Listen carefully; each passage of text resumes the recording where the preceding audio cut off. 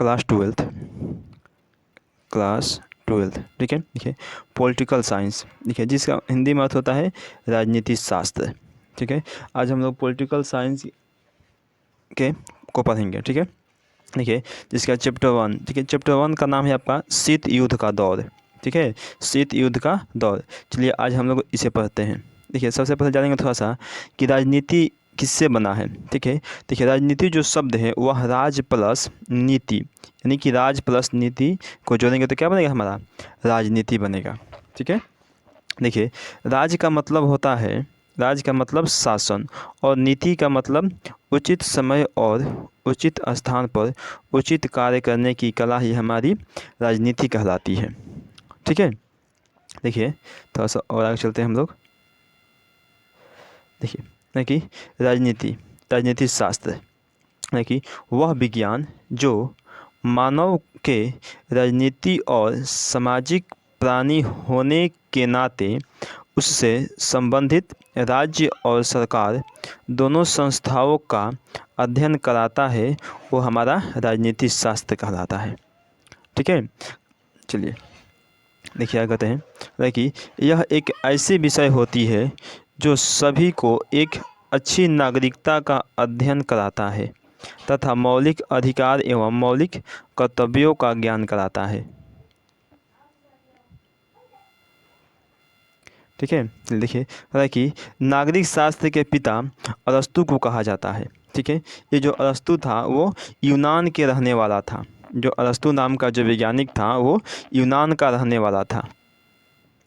देखिए कि शीत युद्ध क्या है, जैसे कि व्हाट इज कोल्ड वार। देखिए शीत का मतलब होता है कोल्ड, ठीक है, कोल्ड वार। देखिए शीत का मतलब एक बात समझ लीजिए, जब भी शीत युद्ध की बात करेगा यानी कि जिसमें उसमें युद्ध नहीं होता होगा, केवल युद्ध होता नहीं है, मतलब रियल में युद्ध होगा नहीं, ठीक है। देखिए थोड़ा सा ये समझते हैं कि द्वितीय विश्व युद्ध के बाद के काल में संयुक्त राज्य अमेरिका और सोवियत संघ रूस के बीच उत्पन्न तनाव के स्थिति को शीत युद्ध के नाम से जाना जाता है, ठीक है।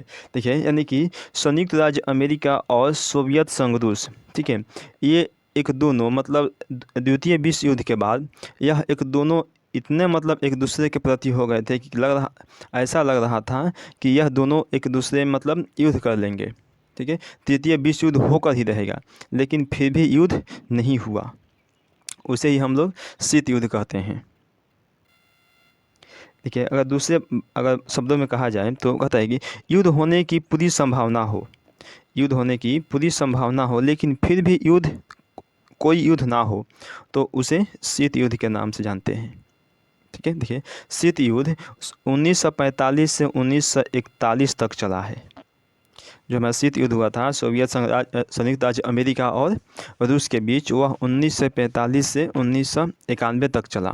देखिए शीत युद्ध के दौरान क्या क्या हुआ। देखिए शीत युद्ध का दौर, देखिए शीत युद्ध के दौरान अनेक संकट सामने आए, खूनी लड़ाई भी हुई, लेकिन इन संकटों और लड़ाइयों से तीसरी विश्व युद्ध नहीं हुई। देखिए यहाँ पर खूनी लड़ाई भी हुई, लेकिन इन लड़ाइयों को लेकर कोई तीसरा विश्व युद्ध नहीं हुआ। देखिए खूनी लड़ाई का मतलब देखिए क्या हुआ, जैसे संयुक्त राज्य जो अमेरिका है और जो रूस है, इन दोनों महाशक्तियों के बहुत सारे सपोर्टर थे। वो सपोर्टर मतलब आपस में झगड़ लिए, लेकिन ये दो महाशक्तियाँ आपस में झगड़ा नहीं किया, यानी कि इन दोनों के बीच युद्ध नहीं हुआ, जिसके चलते तृतीय विश्व युद्ध नहीं हुआ।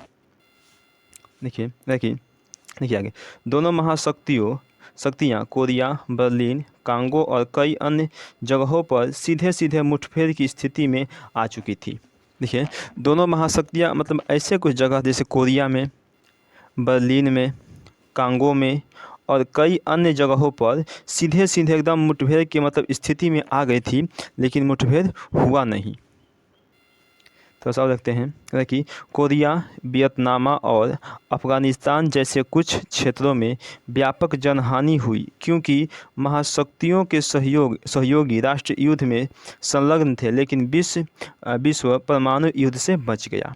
कि कोरिया और वियतनाम और अफ़गानिस्तान जैसे कुछ क्षेत्रों में व्यापक जनहानि भी हुई है, ठीक है, क्योंकि जो महाशक्तियों के सहयोगी राष्ट्र मित्र थे, जो राष्ट्र मतलब जो देश उनका सहयोग कर रहे थे वो जो युद्ध में संलग्न थे, युद्ध में मग्न थे कि हम एकदम बिल्कुल युद्ध होकर ही रहेगा, लेकिन फिर भी युद्ध नहीं हुआ।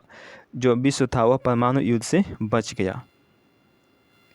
ठीक है, देखिए आगे चलकर दोनों महाशक्तियों ने युद्ध के भयावह परिणाम के डर से आपस में समझौता कर लिया। संयुक्त राज्य अमेरिका और रूस दोनों तो महाशक्ति, एकदम दोनों के पास पूरा पावरफुल था।